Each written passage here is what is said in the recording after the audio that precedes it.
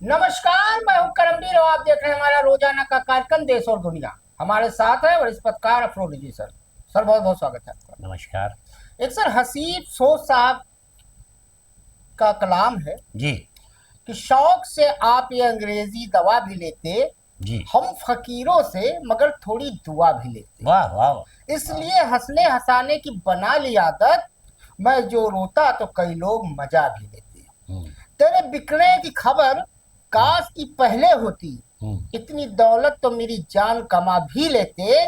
अब कोई 20 बरस बाद ये एहसास हुआ, चाहते हम भी तो कहीं हाथ छुड़ा छुड़ा भी लेते। लेते। और इस कदर बोझ था दिल पर हमें मरना ही पड़ा, और जहर थोड़ा सा जो होता तो पचा भी लेते। आहा।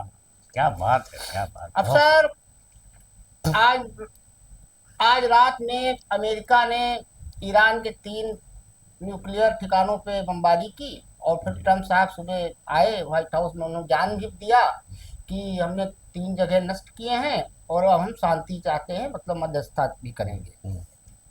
उधर ईरान ने भी इसराइल बौखला कर फिर इसराइल के 14 ठिकानों पे किया सुबह हमला। हम्म।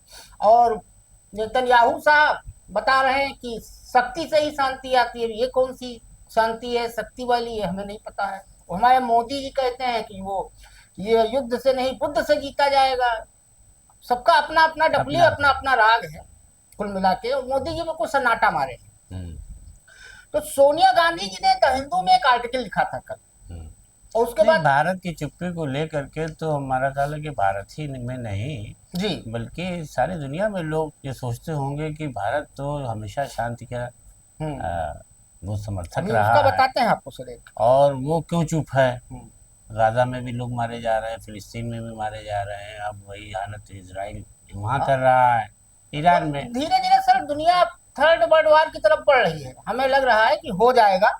खैर, सोनिया गांधी जी ने कहा है कि भारतीय राष्ट्रीय कांग्रेस ईरान की धरती पर की जा रही इस बमबारी और सुनियोजित हत्याओं की कड़ी निंदा करती है। अब सर, हमने कुछ शब्द निकाले हम्म। जो हम भारत में रोजाना जी। यूज करते हैं, और हमें ये नहीं पता है वो सब ईरानी वर्ड है। हम्म।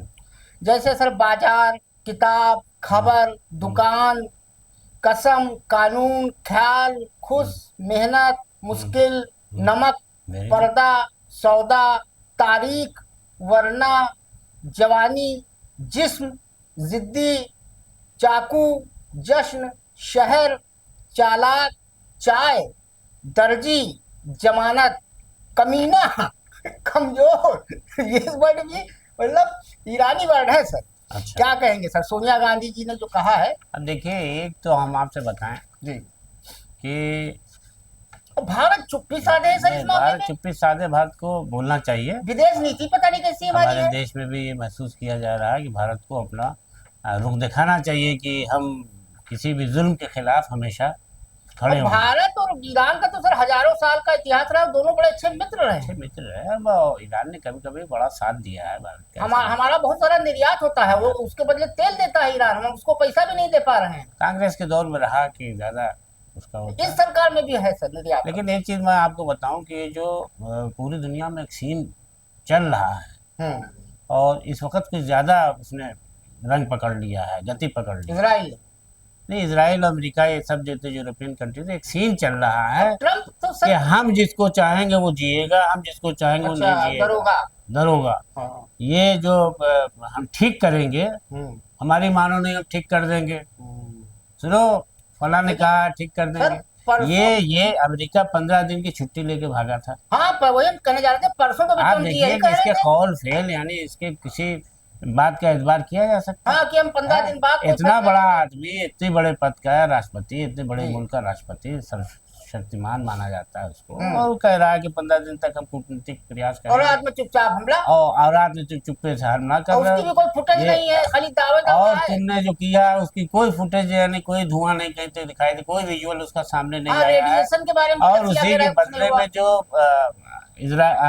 ईरान ने किया इसराइल पर हम्म। 14 14 ठिकानों। ठिकानों पर, उसका सब दिखाई दे रहा है कि कहाँ कहाँ तोड़ा है। अब सर एक याद आ गया हमको, एक वाकया 1994 का है, बहुत कम लोग जानते होंगे कि 1994 में पाकिस्तान ओआईसी जो मुस्लिम देशों का संगठन है, उसके पास गया था कि कश्मीर में मानवाधिकार का उल्लंघन हो रहा है। हम्म, वो एक्चुअली चाहता था कि संयुक्त राष्ट्र संघ में मानवाधिकार आयोग और फिर यूएन एक प्रस्ताव पास करे कि भारत जो है कश्मीर में मानवाधिकार का उल्लंघन कर रहा है। तो उसके लिए जरूरी ये था सर कि जो मुस्लिम देशों का संगठन है उससे पहले पास हो। अब उसमें टेक्निकल मामला है। टेक्निकल ये है कि मुस्लिम देशों का जो संगठन है, अगर उसमें एक भी देश वीटो कर गया तो वो प्रस्ताव पास नहीं होता है। तो 94 में नरसिंहा राव साहब की सरकार थी जी और हमारे विदेश मंत्री हुआ करते थे दिनेश सिंह जी। बहुत बीमार थे, एम्स में एडमिट थे। और विदेश राज्य मंत्री थे सलमान खुर्शीद। तो सलमान खुर्शीद साहब उमर फारूक अब्दुल्ला साहब, फारूक अब्दुल्ला उनको भेजा गया था अमेरिका, और अटल जी को भी भेजा गया था, आपको याद होगा जिनेवा वाले में। उसी की ये कॉपी मोदी जी ने इस बार किया था। इस जो सब नाच नौटंकी सब भेजे गए थे बाहर, कुछ क्या हुआ कुछ पता ही नहीं चला कि का करके आए, का उखाड़ सपाड़ के आए। खूब संगीत तो हुआ ये था कि दिनेश सिंह साहब बीमार थे, लेकिन उनको एम्स में उनकी जगह किसी और को लिटाया गया सवेरे बीमार हालत में, और उनको भारतीय वायुसेना और डॉक्टर लेके गए ईरान बीमारी की हालत में। किसी को नहीं पता, दुनिया में किसी को नहीं पता। और वो जब वहां उतरे ईरान के एयरपोर्ट पे, तो वहां के विदेश मंत्री आए थे उनको रिसीव करने। तो उन्होंने देखा तो पूछा कि भाई आप तो ये ड्रिप उप लगी है, आप कहाँ व्हील चेयर पे चले आए, क्या हो गया? तो उन्होंने बताया कि ऐसा ऐसा है, और अगर आपने भी समर्थन दे दिया पाकिस्तान को, सबका मूड बना था कि पाकिस्तान को समर्थन दिया जाएगा। अच्छा। तो ईरान ने कहा कि भाई एक बीमार विदेश मंत्री हमारे दरवाजे पे आया है। तो ईरान ने उस चीज को महसूस किया और इस्लामिक कंट्री में उसका विरोध कर दिया। पाकिस्तान का बच्चा पैदा होने से मर गया, मतलब यूएन तक जा ही नहीं पाया। एक विदेश नीति वो थी 94 की। एक हमारे वर्तमान है विदेश मंत्री, पूरी जिंदगी उन्होंने विदेश सेवा की है, टाई बड़ी अच्छी लगाते हैं, सूट बहुत बढ़िया पहनते हैं, रुमाल बहुत बढ़िया मैचिंग का रखते हैं, लेकिन बहुत खूबसूरत तो बहुत खूबसूरत है, हैंडसम है, स्मार्ट है, बोलते हैं तो शहर टपकता है। बिल्कुल ये है, तारीफ करनी चाहिए उनकी। लेकिन सर ईरान के मामले पे ना मोदी जी बोल रहे हैं बुद्ध युद्ध पता नहीं कहाँ चला गया, और यूक्रेन का वार रुकवा रहे थे, पापक परियां बता रही थी, क्या कहेंगे? अब देखिए ये तो बड़ा मतलब है कि कांग्रेस पार्टी जो है इस बात को बार बार उठा भी रही है। और अभी हाल में जो ये ईरान के समर्थन में जो खामनेई साहब की हत्या को लेकर के धमकी है, उसको लेकर के जो प्रदर्शन हुआ है पूरी दुनिया में, शियों को और मस्जिदों में खासकर वैसे साहब भी बोले में, हाँ नहीं बोले घर, देखिए आप बेकसूर आदमी को क्यों मारेंगे?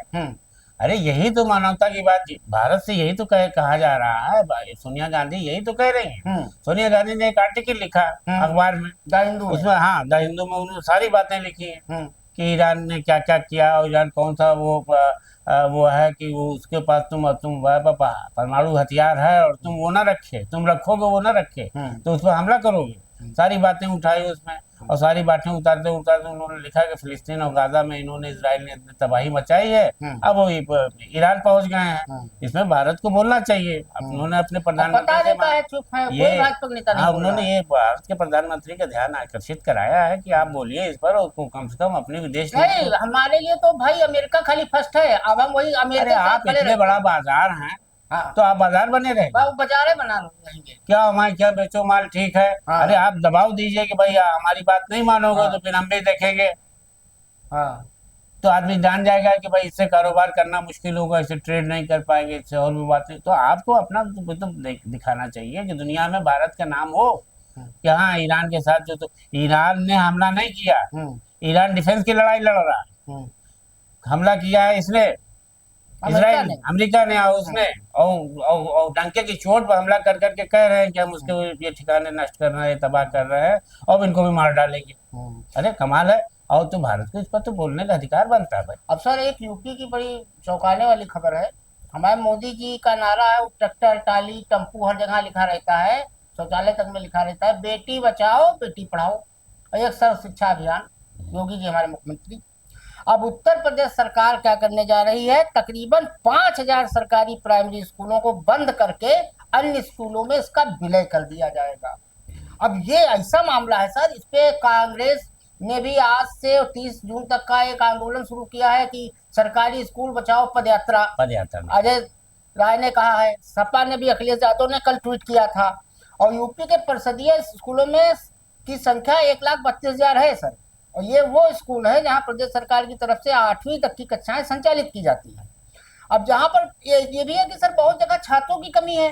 कहीं कहीं तो 978 या 972 ऐसे स्कूल हैं जहाँ छात्र मतलब टीचर ही नहीं है कोई, वो टीचर विहीन स्कूल है। क्या कहेंगे सर? देखिए, ये तो अजीब बात है कि किसी भी देश में अगर बहुत ज्यादा शिक्षित और स्वस्थ लोग रहते हैं तो वो देश बड़ा मजबूत होता है। हाँ, तो वो ये तो नहीं चाहते हैं। हाँ, तो अब यहाँ पर ये हालत हो गई है कि यहाँ पर ये कि शिक्षा के क्षेत्र में एक तो शिक्षा महंगी हो गई, प्राइवेट वाली बहुत महंगी हो गई। अंग्रेजी स्कूलों में जो ये तो वो परिषदीय और वो वाला स्कूल है, प्राइमरी स्कूल, हाँ, सरकारी स्कूल कि उसमें जहाँ लोग पर बच्चों को तो और पढ़ाने लेकिन नहीं यहाँ देते। 7वां वेतन, 6वां वेतन, 8वां आयोग वेतन का अच्छी तनख्वाहें ले रहे हैं भाई। एक प्राइमरी स्कूल के टीचर 80-80 हजार तनख्वाह पा रहा है और ट्रांसफर पोस्टिंग के लिए घूम रहे थे, अलग घूम रहा है। और उसके लिए बेसिक शिक्षा विभाग अधिकारी बने हुए हैं, बेसिक शिक्षा अधिकारी पूरा महकमा बना हुआ है और लूट और मोटी मची है। रकम, और बच्चे पढ़ नहीं रहे हैं। अब बच्चों को पढ़ाने के लिए आपने क्या तरकीब निकाली? एक जमाना था कि बच्चों को घर घर जाकर के मोटिवेट किया जाता था, स्कूल का बस्ता दिया जाता था, उनको मुफ्त शिक्षा के लिए जोड़ा जाता था और बच्चे ड्रॉप आउट ना करें कि स्कूल में एडमिशन हुआ और 15 दिन बाद लापता, फिर कि चलो खेत पर काम करो, मजदूरी करो, नहीं तो कहाँ से परिषदीय स्कूल में सर 30 लाख के आसपास छात्र हैं। उसी में ये किया गया था कि इनको जो है वो खाना मिलने लगा था, मिड डे मील, कि अच्छा चलो ठीक है, इनको कहाँ से खाना मिलेगा तो इनको मिड डे मील चला दो। तो सरकार ने बहुत सारी चीज गई कहाँ? अगर भ्रष्टाचार के भेंट चढ़ गई है सारी चीजें, और आज ये नौबत आ रही है कि आप सर्वे कर रहे हैं कि 5,000 स्कूलों को हम बंद करेंगे, प्राइमरी स्कूलों को, क्योंकि वहाँ न तो शिक्षक हैं और ना छात्र हैं। तो उनके कोटे को हम बेसिक शिक्षा परिषद वाले में डाल देंगे, मर्ज कर देंगे।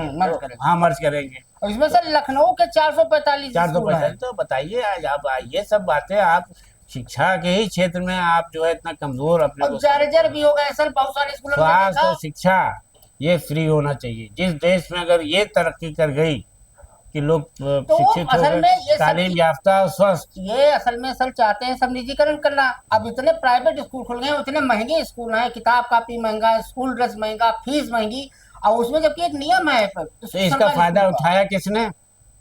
किसकी वजह से उठाया? इन्हीं की वजह से। हाँ, इस सरकारी व्यवस्था को तुमने इतना और गर्त में पहुंचा दिया कि लोगों को लगा कि यहाँ बच्चों को डालने का मतलब जीवन को अंधकार में डालना। चलो वहां जाके टाई वो बस्ता मिलेगा, थोड़ा पैसा लगेगा, भले वो 4-5 तक ड्रॉप आउट हो जाते हो पढ़ करके, लेकिन सबकी ख्वाहिश होती है कि हम बढ़िया स्कूल में पढ़ाएं। तो बढ़िया स्कूल को बढ़ावा किसने दिया?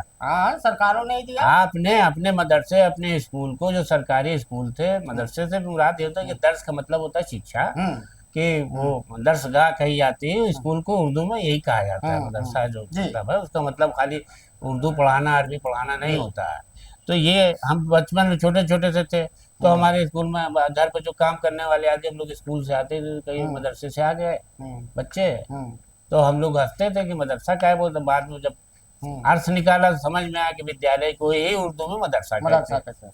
अब सर जो ईरान के सर्वोच्च नेता हैं आयतुल्लाह अली खामनेई, अब उनको लग रहा है कि अगर मान लीजिए उनको मार दिया अमेरिका ने या इजराइल ने, खुदा न खास्ता, तो उन्होंने इसकी तैयारी कर ली है। अब अपने कमांडरों से सीधे बात करने के बजाय भरोसेमंद सहयोगी के जरिए संवाद करते हैं और इलेक्ट्रॉनिक कोई भी गैजेट यूज नहीं कर रहे हैं। और उन्होंने 3 अधिकारियों की नियुक्ति भी कर दी है। हाँ, जिसमें अली रेजा आराफी अली, असगर हिजाजी, हासिम हुसैनी बुसहरी, अली अकबर विलायती का नाम शामिल है। क्या कहेंगे सर? इसमें इनके बेटे का भी नाम था, लेकिन उनका नहीं है, मुस्तफा खामनेई का भी। में। हाँ, नहीं, ये बात पिछले मतलब जब से जंग शुरू हुई है और इन्होंने कहा कि हम जिंदा नहीं छोड़ेंगे, तो ये एक स्टोरी चलने लगी सोशल मीडिया पर कि who will next to Khamenei, after Khamenei कौन बनेगा, ये इस पद पर गुरु कौन बनेगा? रूहानी गुरु कहलाते हैं ना ये लोग, आध्यात्मिक गुरु।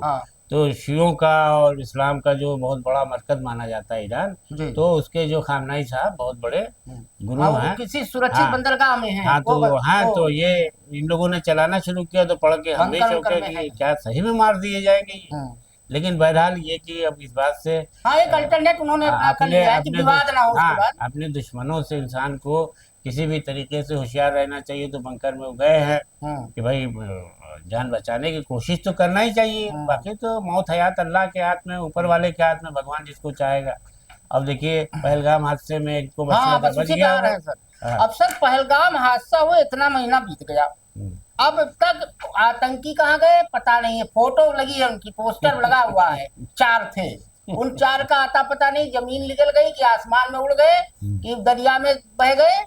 और जो सहयोगी है वही है, पकड़ रहे हैं, मतलब वो सीधे इलाज नहीं, मर्ज का नहीं कर पा रहे हैं, एक एक पार्ट का कर रहे हैं। अब 2 लोग और पकड़े गए हैं जो इनका बताया जा रहा है कि इनको रहने खाने की सब सुविधा दिलाई थी, एक परवेज और एक परवेज बशीर। क्या कहेंगे सर? अब देखिए वहाँ चौकी पर तो कितने घुसपैठिए पकड़े जाते हैं, और सांप निकल गया, और लकीर पूछी जा रही है। उनको ये लोग दिखला देते हैं कि आतंकवादी।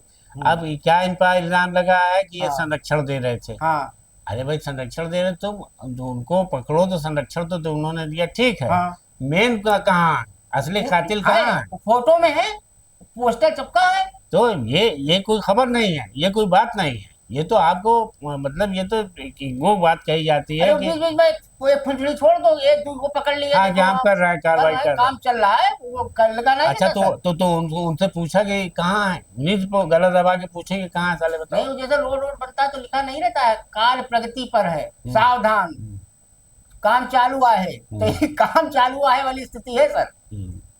नहीं, अगर आपने पकड़ा है उनके जो लोग संरक्षण देते थे, और ये बशीर और परवेज कौन है, उनकी क्या हैसियत है, कितने बड़े कारोबारी थे या क्या काम करते थे, वो कैसे मोडस ऑपरेंडी क्या था उनका, जो लोग आए थे। तो ये भी बात भी नहीं, बंदों को पकड़ लिया है और खबर छप जाए और ये हो जाए कि हम काम कर रहे हैं, कद्दू में तीर मार। बहरहाल अब सरकार है, कुछ भी करे। तो आज के लिए इतना ही, धन्यवाद। नमस्कार।